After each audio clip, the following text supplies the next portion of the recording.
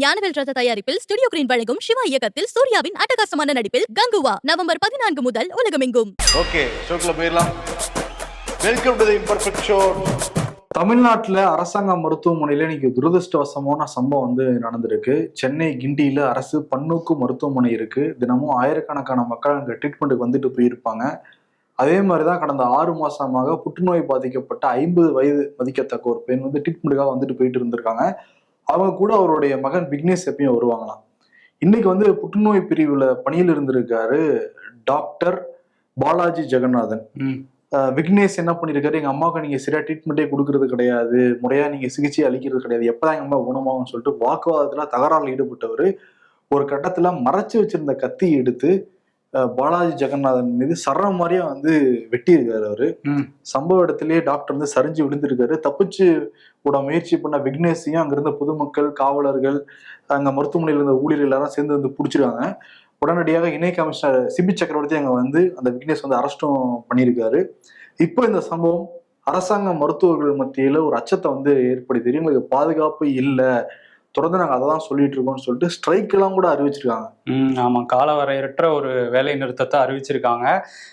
இந்த போராட்டத்தை கிண்டில இருந்து முதல்ல ஆரம்பிச்சாங்க. கிண்டில மருத்துவமனைக்கு வெளியே மருத்துவர்கள்லாம் போராட ஆரம்பிச்சாங்க. இப்ப எல்லா அரசு மருத்துவமனைகள்லையும் மருத்துவர்கள் போராட ஆரம்பிச்சிருக்காங்க. இப்ப என்ன சொல்லியிருக்காங்கன்னா, தீவிர உயிர் காக்கும் சிகிச்சை மட்டும்தான் நாங்க பண்ணுவோம் அப்படின்னு சொல்லி ஒரு ஸ்ட்ரைக்கை அனௌன்ஸ் பண்ணியிருக்காங்க. தமிழ்நாடு அரசு இன்னைக்கு மாலை பேச்சுவார்த்தை நடத்தி ஒரு சுமூகமான தீர்வு எட்டுவோம் அப்படின்னு சொல்லியிருக்காங்க. அந்த ஸ்ட்ரைக்ல ஈடுபட்டிருக்க சில மருத்துவர்கள் மருத்துவ சங்கங்கள் என்ன சொல்றாங்கன்னா, பாதுகாப்பு கம்மியாகிட்டே போகுது நாளுக்கு நாள், அதனால எங்களுக்கு லைசன்ஸோட துப்பாக்கி வேணும் மருத்துவர்களுக்கு, அதே மாதிரி 2 அடுக்கு பாதுகாப்பு கொடுக்கணும் அரசு மருத்துவமனைகளுக்குலாம் சொல்லி கோரிக்கையெல்லாம் வச்சிருக்காங்க. ஆமா வரும். இந்த சம்பவம் நடந்த சில மணி நிமிடங்கள்லயே மக்கள் நல்வாழ்வுத்துறை அமைச்சர் மா சுப்பிரமணியன் ஸ்பாட்டுக்கு போயிட்டாரு. அதே மாதிரி துணை முதலமைச்சர் உதயநிதி ஸ்டாலின் அங்க போயிருந்தாரு. அந்த பாதிக்கப்பட்ட மருத்துவரோட குடும்பத்தெல்லாம் பார்த்து ஆறுதல்லாம் சொல்லிட்டு பத்திரிகையாளர் சந்திச்சாரு. நாங்க பாதுகாப்பெல்லாம் தொடர்ந்து கொடுத்துக்கிட்டு தான் இருக்கோம், இது ஒரு சம்பவம் நடந்துருச்சு, இனிமேட்டு இந்த மாதிரி சம்பவம் நடக்காம நாங்க பாதுகாப்போம், இது ஒரு தனியார் மருத்துவமனையோட தூண்டுதல் பேர்ல பண்ணிட்டு அதெல்லாம் நாங்க விசாரிச்சுட்டு இருக்கோம், விசாரிச்சு கடமையான அதனால நாங்க வாங்கி கொடுப்போம்னா உதயநிதி ஸ்டாலின் பேசிட்டு தான் போயிருந்தாரு. அதே மாதிரி எதிர்கட்சி தலைவர், அப்புறம் பாமகவுடைய தலைவர் அன்புமணி ராமதாஸ், 2 மாநிலத்துக்கு கவர்னராக இருந்த டாக்டர் தமிழிசை சவுந்தரராஜன் சொல்லிட்டு எல்லாருமே இங்க அரசாங்க மருத்துவர்களுக்கு பாதுகாப்பு கிடையாது தமிழ்நாட்டுலங்கிறத பேச ஆரம்பிச்சிருக்காங்க. ஏன்னா மேற்கு வங்கத்துல இப்படி ஒரு போராட்டம் நடந்துச்சு, அது வேற ஒரு சம்பவம் நடந்தப்ப இப்ப இங்கேயும் அரசு மருத்துவர்கள் ஒரு மருத்துவமனைக்குள்ள இப்படி ஒரு சம்பவம் நடந்தது இந்த மாதிரி ஒரு போராட்டத்தை ஆரம்பிச்சிருக்காங்க. சரி, அரசோட பேசி ஒரு சுமூகமான தீர்வுக்கு வருவாங்கன்னு நம்ம நம்புவோம். இன்னொரு பக்கம் மாசு நேற்று கோவையில சில ஆய்வுகள்லாம் மேற்கொண்டு இருந்தாரு. முடிச்சுட்டு அந்த பத்திரிகையாளர்களை சந்திக்கிறதுக்காக வந்திருந்தாரு. பத்திரிகையாளர் சந்திப்புல அந்த மேஜை மேல ஒரு துணி விரிச்சிருக்காங்க, அது சிவப்பும் மஞ்சளுமா இருந்திருக்கு. அதை மாத்திட்டு அப்புறம் வெள்ளை கலரை போட்டுட்டு அங்க மைக்கெல்லாம் வச்சு ப்ரெஸ் மீட் கொடுத்திருக்காரு. ப்ரெஸ் மீட்ல என்ன சொல்லியிருக்காரு அப்படின்னா, இந்த மாதிரி இர்ஃபானை பத்தி கேள்வி கேட்டாங்க. அவர் ஒரு நடவடிக்கையும் எடுக்கலையே, நீங்க இந்த தடவை தப்பிக்க முடியாது அப்படின்லாம் சொல்லியிருந்தீங்களான்னு கேட்டதுக்கு, இல்ல அவருக்கு நோட்டீஸ் நாங்க அனுப்பிச்சிட்டோம், அவர் பண்ணது ஒன்றும் பெரிய கொலை குற்றம் இல்லை, நோட்டீஸ் அனுப்பிச்சிருக்கோம், நடவடிக்கை எடுப்போங்கிறதோட முடிச்சுக்கிட்டாரு. வள்ளுவன் தன்னை உலகினுக்கே தந்து வான்புகழ் கொண்ட தமிழ்நாடு, திருவள்ளுவர் சிலை கன்னியாகுமரியில 133 அடியில வானுயர்ந்து நின்றுகிட்டு இருக்காரு. அந்த சிலையை நிறுவி 25 ஆண்டுகள் ஆக போகுது. அதை கொண்டாடும் விதமாக முதலமைச்சர் மு.க. ஸ்டாலின் வெள்ளி விழாவை அறிவிச்சிருக்காரு. டிசம்பர் 31 ஜனவரி 1 2025 ஆண்டு இதை கோலாகலமா நாங்க கொண்டாட போறோம். உலகத்தில் இருக்கிற எல்லா தமிழர்களையும் இந்த நிகழ்ச்சியை நாங்க வரவேற்கிறோம், அழைப்பெல்லாம் கொடுத்துருக்காரு. ஓகே, அப்ப முதல்வரும் போவாரு. அவர் போனா கொஞ்சம் கெடுபிடிலாம் வச்சிருப்பாங்களே, எல்லா தமிழர்களும் அங்க கூட முடியுமான்னு தெரியல. ஆனா இது ஒரு மகிழ்ச்சியான ஒரு செய்தி தான். அந்த கடல்ல கன்னியாகுமரி கடல்ல அப்படி கம்பீரமா திருவள்ளுவரை பார்க்கும்போது. ஆமா, அதே மாதிரி விவேகானந்தர் சிலையிலிருந்தும் திருவள்ளுவர் சிலைக்கு வர மாதிரி ஒரு கண்ணாடி பாலத்தையும் அமைச்சுக்கிட்டு இருக்காங்க. சுற்றுலா பயணிகளை கொஞ்சம் ஈர்க்கும்லாம் சொல்றாங்க. ஏன்னா நம்ம சைனா, ஜப்பான் எல்லாம் பார்த்துருவோம், கண்ணாடி படத்துல போறப்ப காலெல்லாம் அதே மாதிரி காட்சிகள் நம்ம கன்னியாகுமரியிலும் பார்க்கலாம் இனிமேல். ஆமா, பார்க்கலாம். சரி, இன்னொரு பக்கம் அந்த அதிமுக திமுக சண்டை அந்த இதை வச்சு போட்டுட்டு இருந்தாங்கல்ல, அரசு ஊழியர்கள் எதிர்கட்சி தலைவரா ஸ்டாலினை நாங்க மாத்த விரும்புறோம்லாம் பேசிட்டு இருந்தாங்க அரசு ஊழியர்கள். அதை புடிச்சுக்கிட்ட எதிர்கட்சி தலைவர் எடப்பாடி அவர் ஒண்ணு சொல்ல, அதுக்கு திமுகல இருந்து ஒரு கண்டன அறிக்கை வந்துச்சு. அந்த திமுக கண்டன அறிக்கையை இப்ப எடப்பாடி என்ன சொல்றாருன்னா, அது மொட்டை காகித அறிக்கை அப்படின்னு ஒரு வார்த்தையை பயன்படுத்தி அவர் சொல்லிட்டாரு. சொன்னோன்னா தங்கம் தென்னரசு ரொம்ப கோச்சுக்கிட்டாரு. மொட்டை காகித அறிக்கைனா என்னன்னு தெரியுமா எடப்பாடிக்கு? அதை எப்படி அப்புறம் எப்படி ஊடகங்கள், அச்சு ஊடகங்கள்ல பிரசுரம் பண்ணியிருக்காங்க, நியூஸ் சேனல்ஸ் எல்லாம் அதை பத்தி பேசுறாங்க. எதுவுமே இல்லைன்னா எப்படி பேசுவாங்க? இந்த அடிப்படை கூட அவருக்கு தெரியல அப்படின்னு சொல்லியிருக்காரு. இவரெல்லாம் அரசு ஊழியர்களோட நலனை பத்தி பேசுறதுக்கு தகுதியே கிடையாது, எப்பவும் அவங்க எங்களுக்கு தான் வாக்களிப்பாங்க அப்படின்னு அவரே சொல்லியிருக்காரு. சொல்றாரு. மொட்டைக்காக அறிக்கைன்னு ஏன் சொல்றாருன்னா, ஒரு அறிக்கை கொடுக்குறாங்கன்னா கீழே வந்து யாருங்கிற பேர் இருக்கணும். தமிழ்நாடு அரசுன்னு கிடையாது, முதலமைச்சர் மு க ஸ்டாலின் கிடையாது, திமுக கூட கிடையவே கிடையாது. முரசொலியில ஆக்சுவலி வெளியிட்டு இருந்தாங்க அந்த இதை, அரசாங்க ஊழியர்களுக்கு பதில் சொல்லாம எதிர்கட்சிக்கு சொல்ற மாதிரி. திமுகங்களே முரசொலி படிக்கிறாங்களேங்கிறது தெரியல. இல்ல வாங்கணும் வாங்குவாங்கன்னு சொன்னேன். நம்ம படிச்சுதானே இருக்கோம் அதை. ஆனா என்ன நம்ம படிச்சுட்டு இருக்கோம்னா செய்திக்காக படிச்சுக்கிறோம். இப்ப தீக்கத்திரி படிப்போம், நவதம்மா படிப்போம், டாக்டர் நவதம் எம்ஜிஆர் படிப்போம். ஏன் சங்கொலி கூட சில டைம் வந்து மதிமுக என்ன பண்றாங்க எல்லாம் பாத்துக்கிட்டு இருப்போம். இது வேணா நீங்க சொல்லலாம், அவங்களே படிப்பாங்களான்னு தெரியாதுன்னு. சரி, ஆனா என்னன்னா எதிர்கட்சியா இருந்தப்ப முதலமைச்சர் மு க ஸ்டாலின் அரசாங்க ஊழியர்களை பார்த்தாருல்ல. இப்ப நாங்க அரசாங்க ஊழியர்களுக்கு நாங்க பாதுகாப்பா இருப்போம், அவங்களுடைய வாக்கு எங்களுக்கு தான் கிடைக்கும் அப்படின்னா, இப்ப அரசாங்க ஊழியர்கள் சங்கத்தை அழைச்சி பேசுறதுல தங்கம் தென்னரசுக்கோ இல்ல முதலமைச்சருக்கோ என்ன தயக்கம் இருக்க போகுது?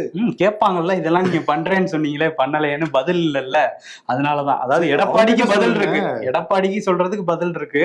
ஏன்னா அவரும் இந்த மாதிரி பண்ணியிருக்கிறதுனால அதை சொல்லி காட்டிடுவாங்க. பட் அரசாங்க ஊழியர்கள் வந்து கேட்கும்போது பதில் சொல்ல முடியாதுங்கிறது தான் பிரச்சனை. அதுல வேற என்ன சொல்லியிருக்காருன்னா, தேர்தல் வரலாறை எடுத்து பாருங்க, எப்பவுமே அரசு ஊழியர்கள் திமுகவுக்கு தான் வாக்களிச்சிருக்காங்கன்னு சொல்லியிருக்காங்க.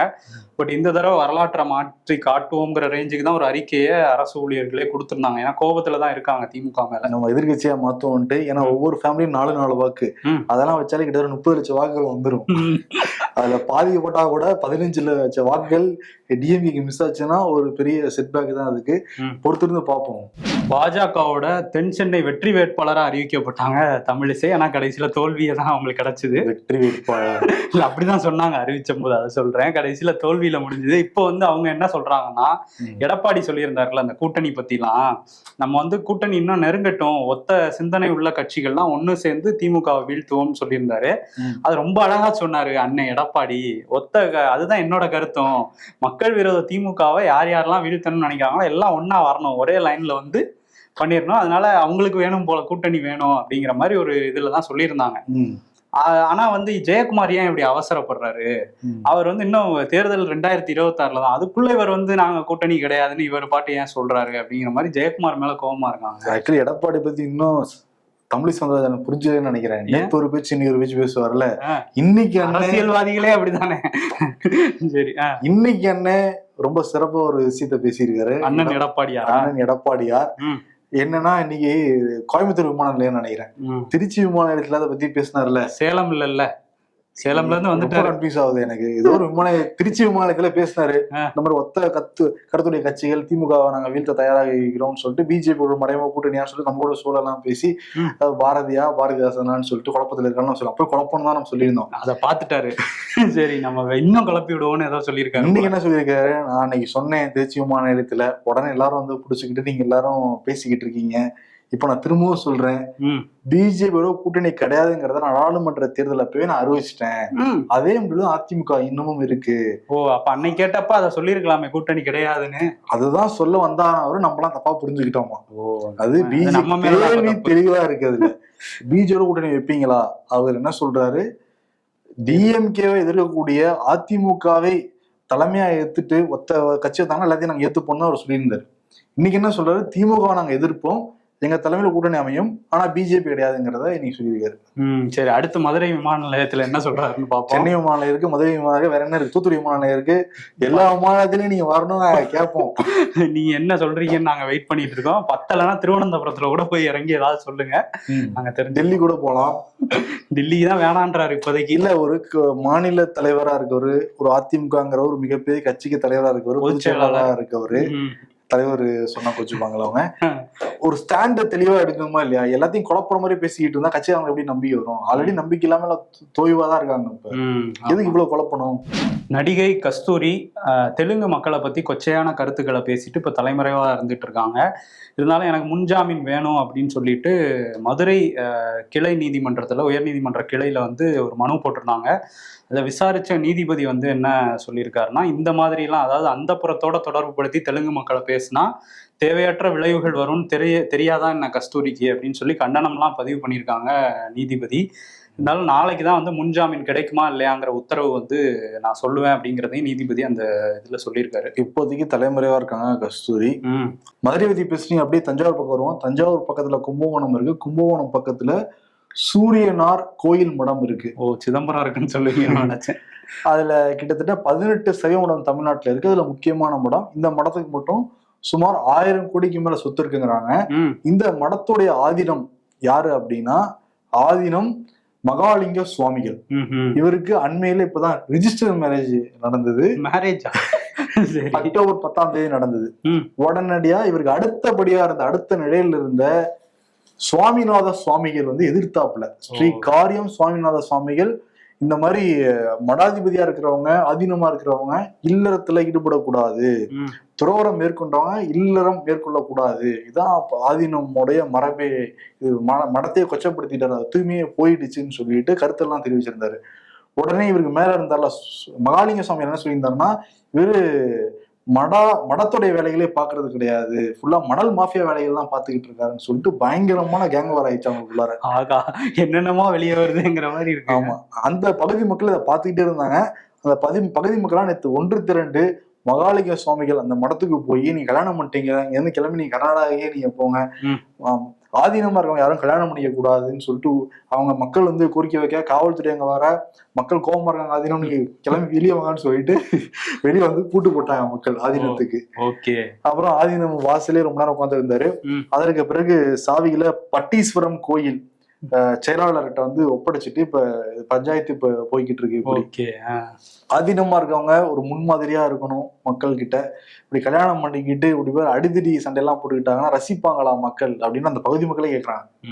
புல்டோசர் வழக்குல உச்ச நீதிமன்றம் தீர்ப்பு வந்து கொடுத்துருக்காங்க. ஆனா ஊபி, மாப்பி, குஜராத், பாஜக ஆள்ற மாநிலங்கள்ல யாராவது அந்த ஆட்சிக்கு எதிராகவோ இல்ல கருத்து சொன்னாலோ, முக்கியமா இஸ்லாமியர்கள் ஏதாவது செயல்பட்டாலோ உடனடியா புல்டோசர் கொண்டு வீடு இடிக்கப்படும். கேட்ட என்ன சொன்னாங்கன்னா, சட்டத்துக்கு மாறாக வந்து கட்டிருக்காங்க, நாங்க எங்க வேலையை தானே பார்த்தோம்னா சொல்லிட்டு இருந்தாங்க. இதை எதிர்த்து உச்ச நீதிமன்றத்துல மனுவெல்லாம் போடப்பட்டது, விசாரிச்சுட்டு இருந்தாங்க. இடைக்கால உத்தரவு கொடுக்கப்பட்டவே பிஜேபி ஆள்ற மாநிலங்கள்ல சில இடங்கள்ல புல்டோசர் எல்லாம் இடிக்கப்பட்டுதான். தீர்ப்பே கொடுத்துருக்காங்க. என்ன சொல்லிடுறாங்கன்னா, இது சட்டத்தின்படி ஒரு ஆட்சி நடக்குது, சிவில் உரிமைகள் மக்களுக்கு வந்து இருக்கு, யாராவது சட்டத்தை மீறி நீ கட்டியிருந்தா கூட அவங்களுக்கு 15 நாளைக்கு முன்னாடி நீங்க நோட்டீஸ் கொடுக்கணும், அதுவும் பதிவு தபால நீங்க வந்து கொடுத்துருக்கணும், ஏன் இடிக்கிறோம், என்ன காரணத்துக்காக இடிக்கிறோம், எந்தெந்த முறையில நீங்க வந்து சட்டத்துக்கு புறமா அந்த வீடை வந்து கட்டியிருக்கீங்க, அதையும் தகவல் சொல்லிட்டு தான் நீங்க இடிக்கணும். அப்படி நீங்க இடிச்சிட்டீங்க அப்படின்னா அது வந்து உச்ச நீதிமன்ற அவமதிப்பா நாங்க வந்து கருதுவோம் அப்படின்லாம் ஸ்ட்ரிக்டா உத்தரவு போட்டுருக்காங்க. இனிமேல இந்த புல்டோசர் கலாச்சாரம்ங்கிறது நார்த் இந்தியால ஒளிதாங்கிறத பார்ப்போம். அடங்குவாரா புல்டோசர் பாபாங்கிறத பார்ப்போம். பாபா ஒருத்தர் இருக்காரு ஊபியில புல்டோசர் பாபானா, மாப்பியில புல்டோசர் மாமா. இப்ப அவர் வந்து மத்திய அமைச்சர் அவர் ஆயிட்டாரு. சிவராஜ் சிங் சவுகான் வந்து இந்தியா முழுக்க புல்டோசர் பெரியப்பா, ஒண்ணு விட்ட சித்தப்பா இதெல்லாம் சொல்லுவாங்க போல. சரி, யூபியில அப்படின்னா மகாராஷ்டிரால வேற ஒரு சம்பவம் நடந்திருக்கு. அங்க வந்து பறந்து பிரச்சாரம் பண்ணிட்டு இருக்காங்க எல்லா தலைவர்களுமே, ஹெலிகாப்டர்ல போறது வர்றது அப்படின்னு சொல்லிட்டு. அப்படி பறந்து போயிட்டு இருந்த உத்தவ் தாக்கரேயோட ஹெலிகாப்டர்ல தேர்தல் பறக்கும் படையை வந்து பிடிச்சி நிறுத்தி நாங்க வந்து செக் பண்ணணும்னு சொல்லி அவரோட பேகெல்லாம் வேற செக் பண்ணியிருக்காங்க. அவர் அதுல வந்து வீடியோவே வெளியிட்டு இருக்காரு. அதுல அவர் கேட்கிறாரு, நீங்க வந்து யார், உங்க பேர் என்னெல்லாம் கேட்கிறாரு. பேர்லாம் சொல்றாங்க. இதே மாதிரி மோடியோட பேகையோ இல்ல அமித்ஷாவோட பேகையோ ஏக்நாத் ஷிண்டேவோட பேகையோ நீங்க செக் பண்ணீங்களா அப்படின்னு கேட்டதுக்கு இல்லைன்னு உண்மையை சொல்லிடுறாங்க. அப்படிலாம் நாங்க பண்ண மாட்டோம் சார் அப்படின்றாங்க. பண்ண மாட்டீங்கன்னா என்னோடது மட்டும் ஏன் பண்றீங்க மாதிரி அவர் வாக்குவாதம் சொல்லி அனுப்புறாங்க சார். எல்லாம் சொல்லி அனுப்புறதா சார் சொல்லிட்டு அப்புறம் வந்து நீங்க சரி ஓகே பேகை பார்த்துட்டீங்களே, பின்னாடி அந்த யூரின் போனது டேங்க் எல்லாம் இருக்கு அதை கூட பாருங்க, அதுக்கப்புறம் பெட்ரோல் டேங்க் இருக்கு அதையும் வேணாம், டீசல் டேங்க் எல்லாம் பாத்துக்குங்க, எல்லாத்தையும் பாத்துக்குங்க அப்படிங்கிற மாதிரி ஒரு எரிச்சலோட சொல்றாரு. அதை தொடர்ந்து பிரச்சாரத்துக்கு போனப்ப பேசியிருக்காரு, இந்த மாதிரி இப்ப செக் பண்ணக்கூடாதுன்னு நான் சொல்லல, ஆனா பாரபட்சத்தோட இப்படி பண்றாங்க அப்படின்னு சொல்லி ரொம்ப ஃபீல் பண்ணிருக்காரு. தேர்தல் ஆணையம் பாரபட்சம் காட்டுதுங்கிறாரா அவர் சொல்றாரு. நம்ம அப்படி சொல்ல முடியாது, ஏன்னா தேர்தல் ஆணையம் நியாயத்தோட நேர்மையோட அறத்தோட வேற என்ன வார்த்தை மிஸ் பண்றேன், வேற என்ன இருக்கு, நடுநிலையோட நடுநிலையா செயல்படுது தேர்தல் ஆணையம். சரி, இன்னொரு பக்கம் அந்த எரிச்சலோடன்னு சொன்னீங்களா, மக்கள்லாம் எரிச்சல் அடைஞ்சிருக்காங்க. காரணம் இந்த பணவீக்கம்ங்கிறது நாளுக்கு நாள், முக்கியமா உணவுப் பொருட்களுடைய அந்த விலைங்கிறது ஏறிக்கிட்டு தான் இருக்கு. கடந்த ஆண்டு ஒப்பிடுறப்போ உருளைக்கிழங்கோட விலை இந்த மாசம் எவ்வளவு % இன்க்ரீஸ் ஆயிருக்கு அப்படின்னா 50% இன்க்ரீஸ் ஆயிருக்கு. இதே வெங்காயத்தோட விலை 44% இன்க்ரீஸ் ஆயிருக்கு. சமையல் எண்ணெய் விலை 100% மேல இன்க்ரீஸ் ஆயிருக்கு. சில உணவுப் பொருட்களோட விலை, அத்தியாவசிய பொருட்கள் 18 பொருட்கள் அப்படின்னா அதுல 17 பொருட்களுடைய விலை அதிகமாயிருக்கு. உதாரணத்துக்கு சொல்லணும்னா செப்டம்பர் மாசம் உணவுப் பொருட்களுடைய பணவீக்கம்ங்கிறது 5.45 இருந்தது. அக்டோபர் மாசம் 5.95 இருந்தது. இப்ப 6% மேல கிட்டத்தட்ட 7% வருது அப்படின்லாம் சொல்லிருக்காங்க. இது பணவீக்கம் இவ்வளவு தூரம் மேல மேல போயிட்டு இருக்கோ, அது பாதிக்கப்படுறது என்னமோ மிடில் கிளாஸ் ஃபேமிலியும் லோயர் மிடில் கிளாஸ் ஃபேமிலியும் அதுக்கு கீழே இருக்கிற அடித்தட்டு மக்களும் தான். சாப்பாடு இங்க வாங்குறதுக்கே, பொருட்கள் வாங்குறதுக்கே இங்க நிறைய செலவு பண்ண வேண்டியது இருக்கு. இதை தாண்டி வரி வேற வாங்குறாங்க. ஆனா பணவீக்கம் அதிகரிச்சுக்கிட்டே போகுது. எல்லாத்துக்கும் வரி தான் போடுறாங்க. நம்ம எத்தனை டைம் ஓயாம நிறைய நம்ம சொல்லிட்டே தான் இருக்கோம். அவ்வளவு இதுக்கு வரி. உத்தவ் தாக்கரே பேகை மட்டும் இல்ல, நம்ம பேகையும் செக் பண்ணிட்டு அதுல இருந்து எடுத்துக்கிறாங்க வேற வரியா. இதை ஆக்சுவலி கட்டுப்படுத்தணும். கட்டுப்படுத்தலைன்னா நிறைய பேர் உணவு கிடைக்காம போகும், நிறைய பாதிப்புலாம் ஏற்படலாம், நிறைய செயின் ரியாக்ஷன்ஸ்லாம் வந்து நடக்கும். தயவு செஞ்சு கட்டுப்படுத்துங்க பணவீக்கத்தை. மல்லு திரைப்படம் பார்த்திருப்ப, இந்து மல்லு அதிகாரிகள் குரூப் பார்த்திருக்கியா? இந்து மல்லுவா? புதுசா இருக்கே. நீ நினைச்சாலும் பார்க்க முடியாத குரூப்பா டெலீட் பண்ணிட்டாங்க.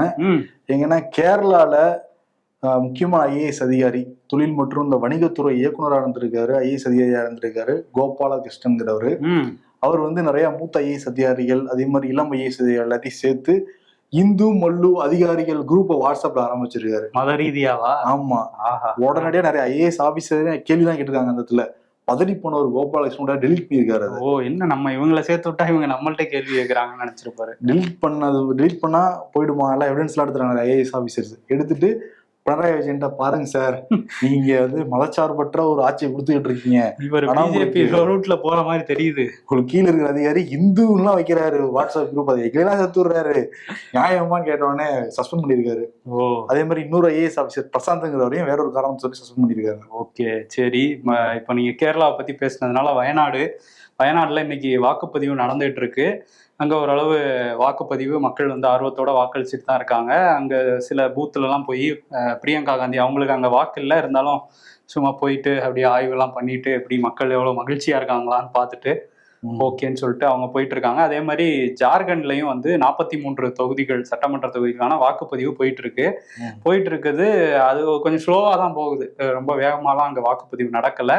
இதில் கேப்டன் கூல் MS தோனி வந்து ஒரு வாக்குச்சாவடியில் போய் வாக்கு செலுத்தியிருக்காரு. மீதி உள்ள இதுக்கான பிரச்சாரங்களும் இன்னொரு பக்கம் போயிட்டு இருக்கு ஜார்க்கண்ட்ல. அதுல ஒரு பிரச்சார கூட்டத்துல பேசும்போது அமித்ஷா வந்து என்ன சொல்லியிருக்காருன்னா, இந்த வக்பு வாரியம் வந்து நம்ம கோயில் நிலங்கள், விவசாய நிலங்கள், மக்களோட நிலங்கள்லாம் அபகரிச்சிருக்காங்க. இப்போ சொல்லுங்க, இந்த வக்பு வாரியம் நமக்கு தேவையா? ராகுலும் ஹேமந்த் சோரனும் வேணா அது தேவைன்னு சொல்லிட்டு இருக்கலாம், ஆனா பாஜக வக்பு வாரிய மசோதா, அந்த திருத்த மசோதாவை நாங்க கண்டிப்பா நிறைவேற்றுவோங்கிற ஒரு வாக்குறுதி மாதிரியே அங்க மக்கள் மத்தியில பேசிட்டு இருந்தாரு. ஓகே, நடக்க போற நாடாளுமன்ற தேர்தல பெரிய விவாதம் நடக்க போது நமக்கு தெரியுது. அதே மாதிரி பிரியங்கா காந்தி ஜெயிச்சிட்டாங்கன்னா இப்ப அண்ணனும் தங்கையும் சேர்ந்து வேற கேள்வி வைப்பாங்க நாடாளுமன்றத்துல. அம்மா வேற ராஜ்யசபாலத்துக்கு கேள்வி வைப்பாங்க. அவங்க குடும்ப அரசியல்னு சொல்லி இன்னும் அவங்களுக்கு ஈஸியா இருக்கும். பாருங்க, அண்ணனும் தங்கச்சியும் பக்கத்துல உட்காந்துருக்காங்கன்னு வேற சொல்லுவாங்க. பக்கத்து போய் இடம் கிடைக்குமானா தெரியல. சரி, இன்னொரு பக்கம் என்னன்னா, இந்த நுழைவுத் தேர்வு நிறைய குளறுபடிகள் நடக்குது இந்தியால. அது நிறைய சீர்திருத்தங்கள்லாம் கொண்டு வர போறோம், ஜனவரியில இருந்து அந்த மாதிரி அமல்படுத்துறதுக்கான திட்டங்களா இருக்குன்னு சொல்லிட்டு கல்வி மந்திரி தர்மேந்திர பிரதான் அறிவிச்சிருக்காரு. ஓ, அப்போ அதுல என்னென்ன இருக்கு? நுழைவுத் தேர்வுல எவ்வளவோ கோல்மால் நடந்துருச்சு. இலங்கை அதிபர் தேர்தல்ல வெற்றி பெற்றாரு அனுரகுமார திசநாயக்க. இப்ப நாடாளுமன்ற தேர்தல் இன்னைக்கு வந்து நடந்துகிட்டு இருக்கு. நிறைய இடங்கள்ல பிரச்சாரம்லாம் போயிருந்தாரு. முக்கியமா தமிழ் பகுதிக்கு வந்து போறப்ப உங்க நிலங்கள் உங்களுக்கே திருப்பி தரப்படும்ங்கிற மாதிரி எல்லாம் பேசியிருந்தாரு. அதே சமயத்துல இங்க இருக்கிற மீனவர்கள்லாம் எல்லை தாண்டி வரக்கூடாது, வந்தீங்கன்னா நாங்க வந்து அப்படிதான் பிடிப்போங்கிற மாதிரியும் பேசியிருந்தாரு. முழுக்க பேசுறாங்க. அவங்க இடதுசாரின்னு சொல்லுவாங்க, பட் ஆனா 2 மாசம்லாம் கணிக்க முடியாது. போகப்போதான் தெரியும். நாடாளுமன்றத்துல ஆதரவு கிடைச்சா மட்டும்தான் ஒரு சுமூகமான ஆட்சியை ஸ்ரீலங்கால கொடுக்க முடியும். ஆமா, ஏன்னா அங்க ஜனாதிபதிக்கு தான், அதாவது அதிபருக்கு தான் அதிக அதிகாரம் அப்படின்னாலும் அவர் கீழே வந்து அந்த நிதி பாதுகாப்பு அமைச்சகங்கள் மட்டும்தான் வரும். மற்ற அமைச்சகங்கள்லாம் நாடாளுமன்ற கட்டுப்பாட்டுல இருக்கனால அங்க வந்து பெரும்பான்மையை நிரூபிச்சாகணுங்கிற ஒரு கட்டாயத்துல இருக்காரு அனுரகுமார திசநாயக்கா. அவரோட அந்த கட்சி தேசிய மக்கள் சக்தி, அந்த கூட்டணி அமைச்சிருக்காருல்ல, அவங்க வந்து ஒரு பக்கம் போட்டிட்டா, இன்னொரு பக்கம் சஜித் பிரேமதாசாவோட அவங்க கூட்டணியும் களமிறங்குறாங்க. அதுல சஜித்தே நேரடியா வேற பிரதமர் வேட்பாளராக களமிறங்குறதுனால ஒரு டஃப்பான ஒரு சிச்சுவேஷன் தான் இருக்கு. நாளைக்கு வாக்குப்பதிவு, நாளை மறுநாள் ஓரளவு எல்லா ரிசல்ட்டும் தெரிஞ்சிரும்னு சொல்றாங்க. ஸோ பிரதமர் வேற கட்சியை சேர்ந்தவராக இருந்தா அனுராக் குமாராவுக்கு ஒரு பெரிய சிக்கல் தான். 5 வருஷம் திருப்பி சண்டை போட்டுக்கிட்டே வந்து ஆட்சி நடத்துற மாதிரி தான் இருக்கும். பொறுத்துட்டு பார்ப்பான்னு என்னன்னா, ராஜபக்சே ஃபேமிலி அதிபர் தேர்தலையும் சரி, இந்த நாடாளுமன்ற தேர்தலையும் சரி துடைத்து வந்து எரியப்பட்டிருக்கு. கண்கூட வந்து பார்க்க முடிஞ்சுது. ஏன்னா போன டைமே வந்து நமல் ராஜபக்சே 4வது இடம் தான் வந்து பிடிக்க முடிஞ்சது. மக்கள் தூக்கி எரிஞ்சாங்க, அந்த ஃபேமிலி தூக்கி எரிஞ்சிட்டாங்க. அந்த விதத்துல நமக்கு கொஞ்சம் ஆறுதலா இருக்கு. பொறுத்துன்னு பார்ப்போம் ஸ்ரீலங்கா எலெக்ஷன் எப்படி அந்த முடிவுகள் வருதுன்னு.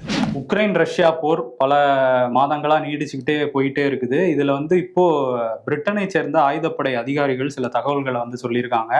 என்னன்னா, அந்த அக்டோபர் மாதம் முடிஞ்சது இல்லை, அதுலதான் வந்து ரஷ்ய வீரர்கள் நிறைய பேர் உயிரிழந்திருக்காங்க அப்படிங்கிற மாதிரி ஒரு தகவல் வந்து சொல்லியிருக்காங்க.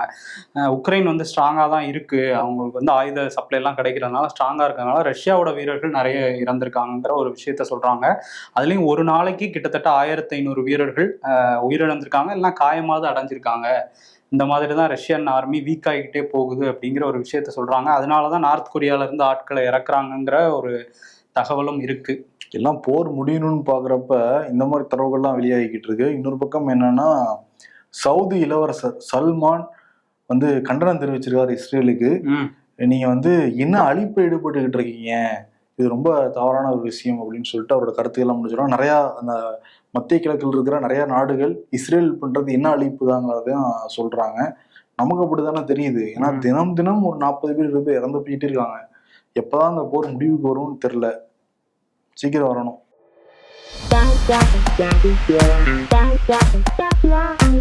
திடீர்னு உன்னை எல்லாரும் விட்டுட்டு போயிட்டு என்னடா பண்ணுவ? நான் ஆல்ரெடி அப்படிதான்டா இருக்கேன் அப்படின்னு பாவமா மூஞ்சி வச்சிருக்க மாதிரி போட்டுருக்கேன். எனக்கே போடப்பட்ட மீன் மாதிரி இருக்கே. நீயும் என்ன நீங்கி போனா நீலவானம் கண்ணீர் சிந்தும். எவ்வளவு உன்னை விட்டு போனதுக்கு நான் ஏன்டா கண்ணீர் சிந்த போறேன்ட்டு ப்ளூ ஸ்கை சொல்லுதான்.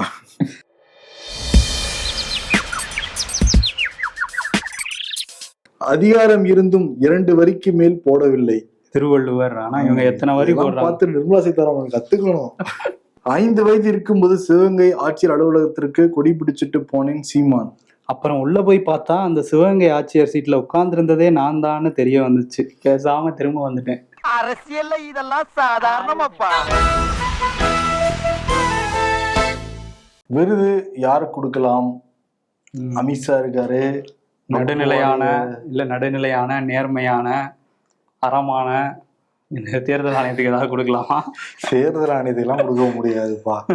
நம்ம எடப்பாடி பழனிசாமிக்கு வந்து கொடுப்போம். ஓகே. ஏன்னா திங்கட்கிழமை தான் சொல்லியிருந்தாரு. என்ன சொல்லியிருந்தாரு, யாரெல்லாம் வராங்களோ எல்லாம் ஏத்துப்போம், இங்க தலைமை தான் முக்கியம்லாம் பேசியிருந்தாரு. இவரு கூட தமிழிசையோட இவ்வளவு தன்மையா சொல்றாரு பாருங்க. ஜெயக்குமாரே அவசரப்படுறாரு, கடைசி பார்த்தா அவரே அவசரப்பட்டாரு. ஆமா, அவரே வந்து இன்னைக்கு பிஜேபியோடலாம் இனிமே கூட்டணியே கிடையாது அப்படின்ற அதை பத்தி கேள்வி கேட்காதீங்க அப்படின்லாம் பேசிக்கிட்டு இருக்கு. அதனால திரும்ப பேசுறீங்க அப்படிங்கறதே வந்து கொடுத்துடலாம். ஒரு நிலைக்கு வாங்க, அப்போதான் கட்சிக்காரங்களுக்கும் என்னங்கிறது புரிய வரும், கட்சி நிலைப்பாடு எல்லாருக்கும் வந்து தெரிய வரும். அதனால திரும்ப பேசுறீங்க அப்படிங்கிற விருது எடப்பாடி பழனிசாமி கொடுத்துட்டு விடைபெறுகிறோம். ஷோ எப்படி இருக்கு அப்படிங்கிறத கருத்துரை பகுதியில சொல்லுங்க. உங்கள் கருத்து வரவேற்கப்படுகிறது. நன்றி. KE ஞானவேல் ராஜா தயாரிப்பில் ஸ்டுடியோ கிரீன் வழங்கும் சிவா இயக்கத்தில் தேவி ஸ்ரீ பிரசாத் இசையில் சூர்யாவின் அட்டகாசமான நடிப்பில் கங்குவா நவம்பர் 14 முதல் உங்கள் அபிமான திரையரங்குகளில்.